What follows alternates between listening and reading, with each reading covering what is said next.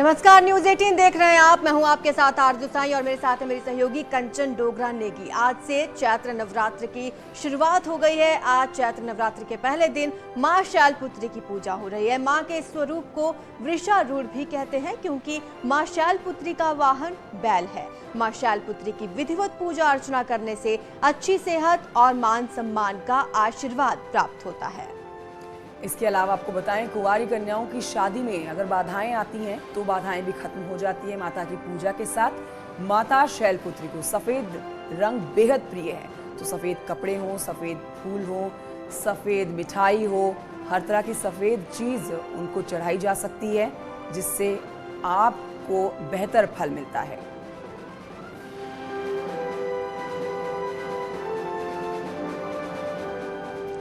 तो आज से मां शैलपुत्री की पूजा हो रही है आज मंदिरों में, जिनसे अच्छी सेहत का आशीर्वाद मिलेगा। आपको बता दें, मां शैलपुत्री को सफेद रंग बेहद प्रिय है और ऐसे में सफेद मिठाई, सफेद पुष्प, सफेद वस्त्र आप माता रानी को चढ़ा सकते हैं, जिससे आपको लाभ प्राप्त होगा। आज से चैत्र नवरात्र की शुरुआत हो गई है और ऐसे में मंदिरों में भक्तों की कतारें लगना शुरू हो चुकी हैं। कई बड़े बड़े मंदिर हैं उत्तर प्रदेश में, जहां से कुछ ही देर में आपको तस्वीरें भी हम दिखाएंगे। वहां पर भक्त लगातार पहुंच रहे हैं, वहां पर भीड़ उमड़ी हुई है, तमाम प्रोटोकॉल्स का वहां पर पालन कराया जा रहा है। तो उत्तराखंड वासियों के लिए हमारा ये बुलेटिन, जिसमें हमने जो पहली खबर ली है वो व्रत आज नवरात्रों से जुड़ी हुई है, जहां पर लोगों ने व्रत भी रखा हुआ है माता को प्रसन्न करने के लिए। तो वहीं दूसरी तरफ मंदिरों में भी लंबी लंबी कतारें लोगों की देखी जा रही है। वीरेंद्र मेरे सहयोगी नैनीताल से इस समय लाइव मौजूद है, सीधे रुख करते हैं नैनीताल की तरफ। आरजू, वीरेंद्र, आज से पहले नवरात्र का आगाज हो गया, नवरात्रों का आगाज हुआ है। पहले नवरात्र में मां शैलपुत्री की पूजा हो रही है। उत्तराखंड में हर मंदिर में रौनक देखी जा रही होगी, भक्तों की भीड़ देखी जा रही होगी। आप बताइए, अपने आसपास लोगों से ही बात करिए, कितना उत्साह उनमें है?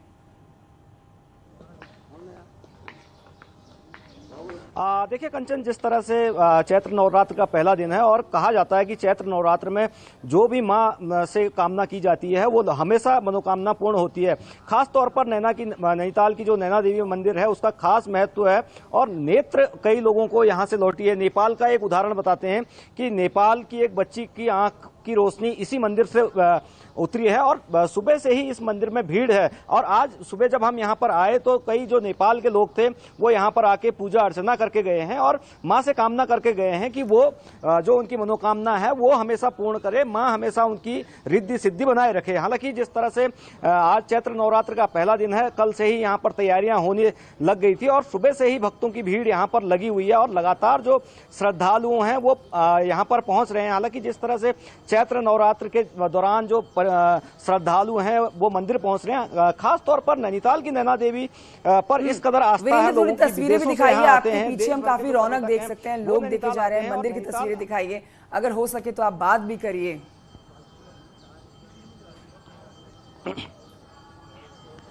मैं आपको दिखाता हूं कि जिस तरह से लगातार जो भीड़ है वो यहाँ पर पहुंच रही है, रौनक लगातार बनी हुई है और लोग जो हैं वो यहाँ पर पहुंच रहे हैं और मां नैना देवी के दरबार में मत्था टेक रहे हैं और जो आस्था है उनकी वो अपनी मां के प्रति व्यक्त कर रहे हैं। इसके अलावा जिस तरह से लोग यहाँ पर पहुँच रहे हैं, पूजा पाठ कर रहे हैं और जो लोग हैं वो लगातार आ रहे हैं।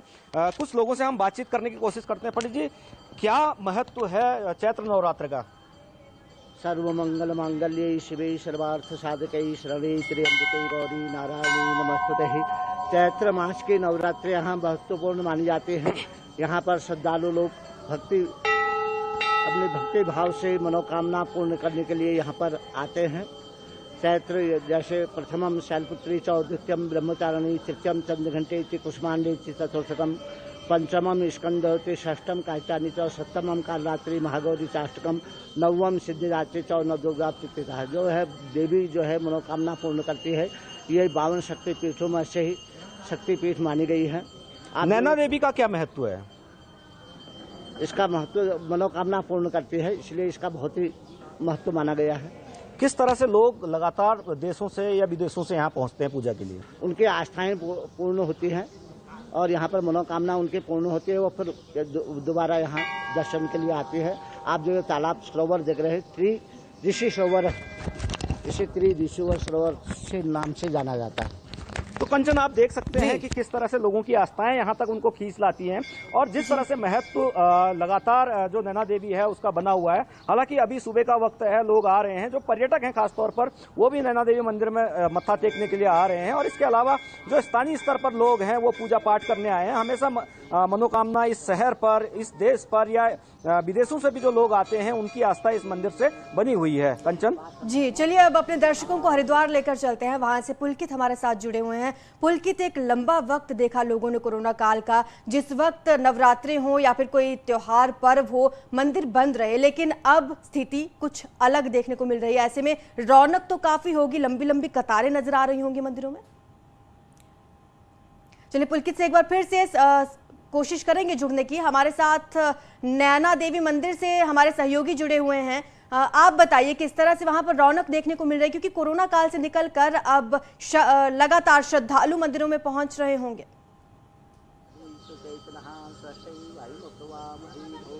देखिए, जिस तरह से देखा गया कि पिछले कुछ सालों से कोरोना का प्रकोप रहा है तो सोशल डिस्टेंसिंग या इसके चलते मंदिरों में भीड़ भी, रौनक भी कमी रही है। हालांकि जिस तरह से कोविड का प्रकोप कम हुआ है उसके बाद अब मंदिरों में लोग आ रहे हैं, पूजा पाठ कर रहे हैं। हालांकि जो सोशल डिस्टेंसिंग और इस तरह के जो नियम हैं वो अभी लागू हैं, उन प्रतिबंधों का पालन करते हुए मंदिर समितियों ने खास तौर पर व्यवस्था की है।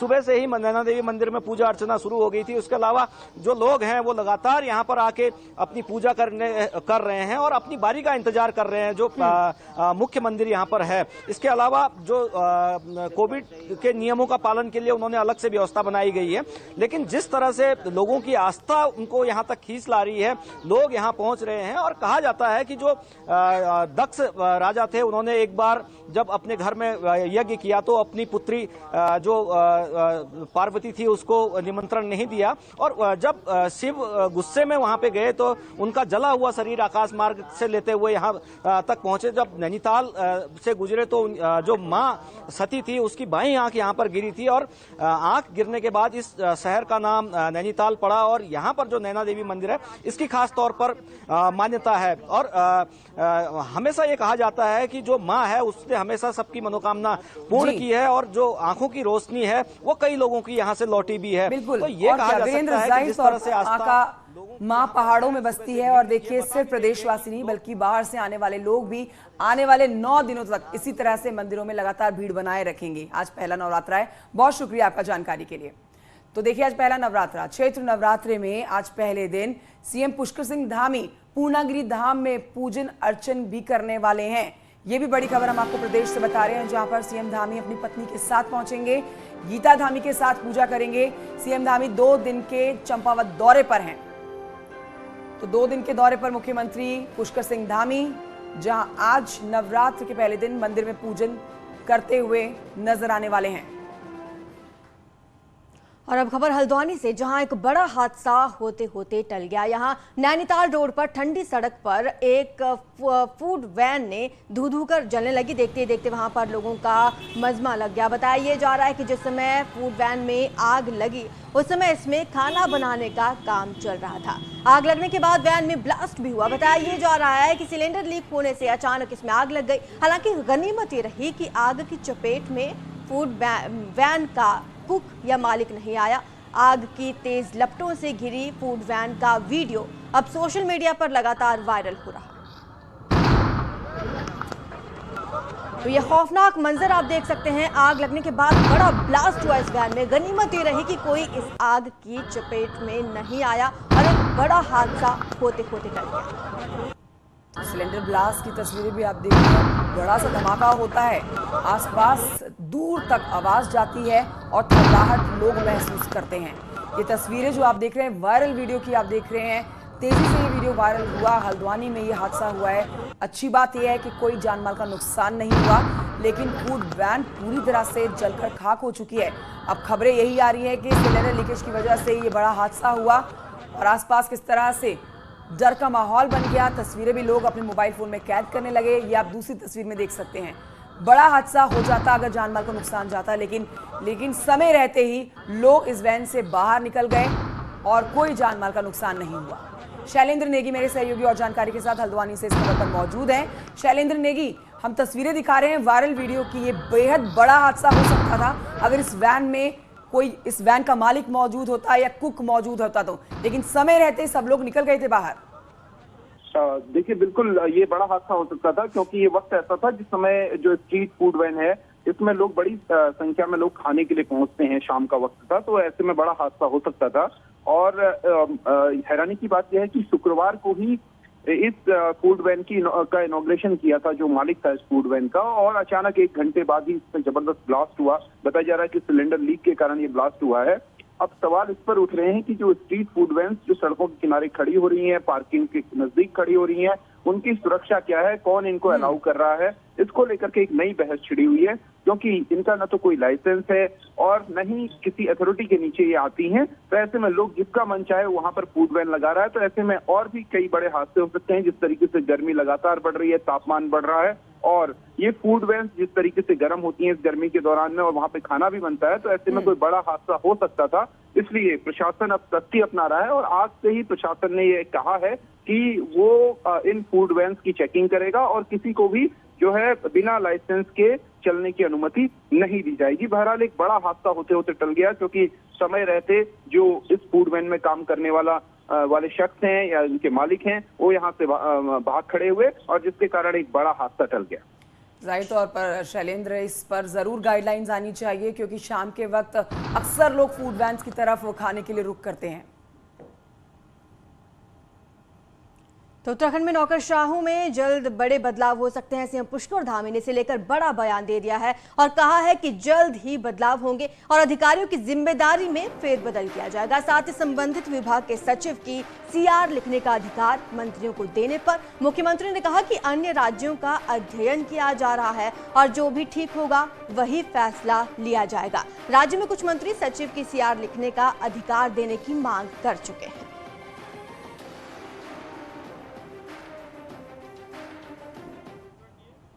मामले को उसमें देखेंगे, उसमें अध्ययन करेंगे अन्य राज्यों का भी और पूरे देश का भी किस प्रकार का है, और उसके आधार पर इस पर निर्णय। तो वहीं दूसरी तरफ आपको बताएं कि मुख्यमंत्री बने सीएम पुष्कर सिंह धामी शुक्रवार को चंपावत के बनबसा पहुंचे। यहां सीएम का जोरदार स्वागत हुआ। चंपावत विधायक कैलाश गैतोड़ी ने एक बार फिर से ऐलान किया कि वो सीएम पुष्कर सिंह धामी के लिए अपनी सीट छोड़ देंगे। सीएम पुष्कर सिंह धामी चंपावत से चुनाव लड़े। सीएम ने टनकपुर बनबसा में अपना पुराना नाता बताया है और कहा है कि उनके चुनाव को लेकर पार्टी हाईकमान फैसला करेगी, पार्टी जो तय करेगी वो मंजूर होगा।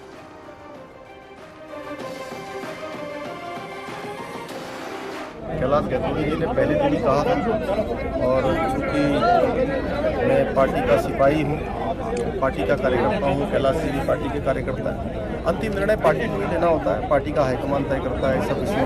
मैं माननीय मुख्यमंत्री जी से एक चीज और कहता हूँ, एक आग्रह और करता हूँ, तनिक भी स्वार्थ नहीं है मुझे, केवल और केवल मैं क्षेत्र में घूमता रहूंगा, मेरे को कोई पद की लालसा नहीं है, केवल आप हाँ करिए कि आप चंपावत से चुनाव लड़ेंगे और हमारे कार्यकर्ता एक साथ आपके साथ खड़े रहेंगे। देहरादून से बड़ी खबर आपको बता रहे हैं, सफाई कर्मचारियों के लिए बड़ी खबर है। धामी सरकार ने उन्हें बड़ा तोहफा दिया है और सफाई कर्मचारियों का मानदेय अब बढ़ाकर 500 रुपए प्रतिदिन कर दिया गया है। करीब 6000 सफाई कर्मचारियों को इसका सीधा फायदा मिलेगा। अभी तक सफाई कर्मचारियों को 275 से 350 रुपए तक मानदेय मिलता था, जिसे बढ़ाकर सीधा 500 रुपए प्रतिदिन कर दिया गया।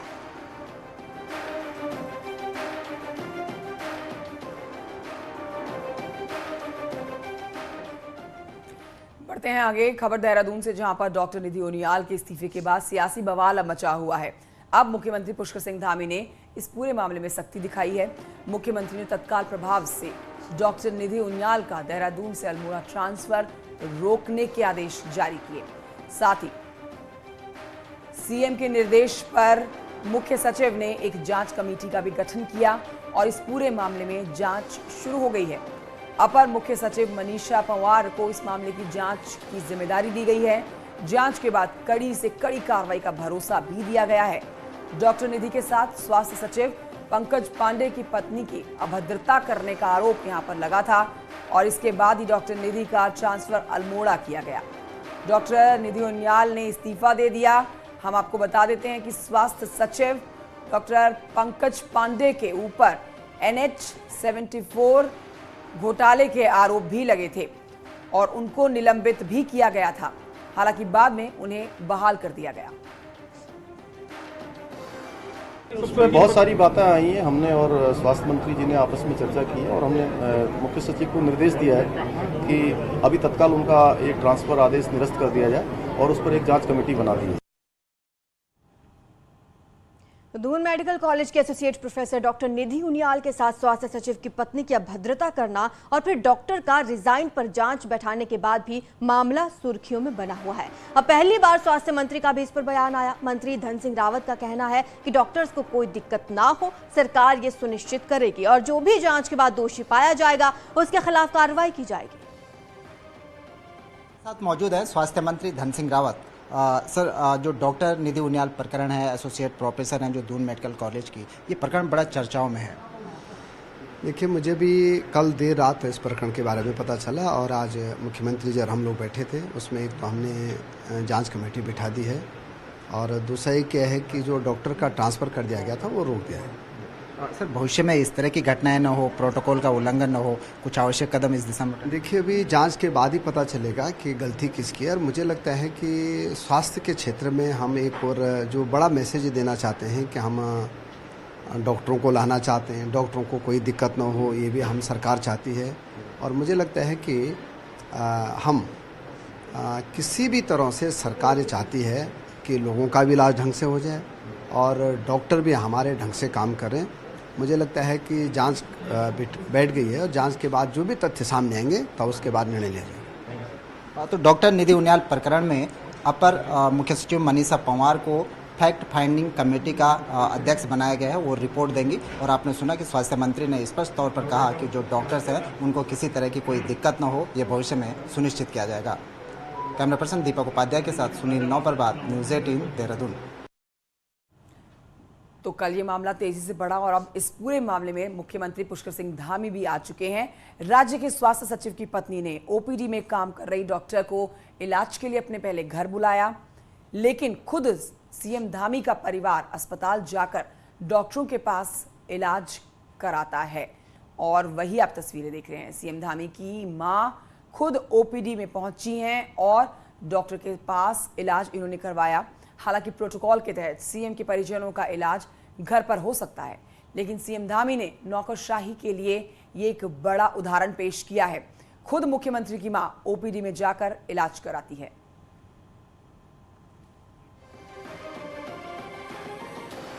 तो टिहरी के भिलंगना क्षेत्र में इन दिनों गुलदार की दहशत भी बनी हुई है और शाम होते ही लोग घरों में कैद हो जाते हैं। गुलदार ने 30 मार्च को एक महिला पर हमला कर दिया था, जिससे पीड़िता गंभीर रूप से घायल हो गई। वहीं क्षेत्र में फिर से गुलदार देखे जाने से लोग अब डर के साए में जीने को मजबूर है। वन विभाग टीम बनाकर इलाके में गश्त कर रहा है। लोगों को भी अंधेरे में घर से बाहर निकलने के लिए मना कर दिया गया है।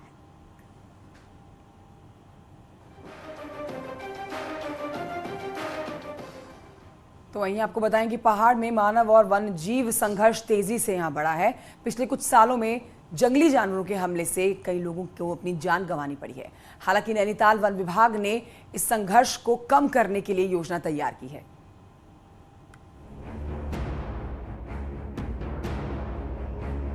गुलदारों और बाघों के बढ़ते हमलों को कम करने के लिए वन विभाग ने प्लान तैयार किया है। योजना के तहत एक तरफ जहां गुलदार और सुअर के साथ खूंखार जानवरों की संख्या को कंट्रोल करना है, तो वहीं विलुप्ति की कगार पर पहुंचे रेड फॉक्स की ब्रीडिंग कराकर उनकी संख्या में वृद्धि कर जंगल में छोड़ने का भी प्लान है। नैनीताल वन विभाग ने इसके लिए पटवा डांगर में 5 हेक्टेयर में बनने वाले इस ब्रीडिंग सेंटर को 97 लाख में तैयार करने की योजना बनाई है। लाल लोमड़ी बहुत ज़्यादा, मतलब उसका पॉपुलेशन अच्छा था, तो ये नुकसान कम था क्योंकि वो लेपर्ड का बच्चा को भी खाता है और सूअर का, जंगली सूअर का बच्चा को भी खाता है और पॉपुलेशन चेक करता है। तो इसी उद्देश्य से इसको इम्पोर्टेंस के लिए हम नैनीताल फॉरेस्ट डिवीजन इस बार ये रेड फॉक्स ब्रीडिंग प्रोग्राम के लिए पटोडांगर सेलेक्ट किया। दरअसल पिछले कुछ सालों में शिकार और दूसरी वजहों से पर्यावरण के लिए जरूरी लाल लोमड़ी विलुप्ति की श्रेणी में आ गई है। जानकार कहते हैं कि पर्यावरण में इन रेड फॉक्स का होना उतना ही जरूरी है जितना कि बाघ और मेंढकों का। रेड फॉक्स का भी अपना रोल है और देखिए, एक चेन, जब हमारी वाइल्ड लाइफ से एक चेन ख़त्म होती है तो उस पे कई और चीज़ें आश्रित होती हैं।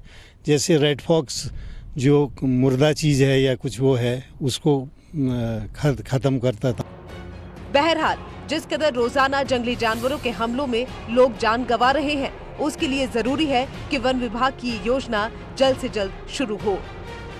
न्यूज़ 18 के लिए नैनीताल से वीरेंद्र बिष्ट की रिपोर्ट। और यहाँ रुकेंगे छोटे से ब्रेक के लिए, जल्द हाजिर होंगे।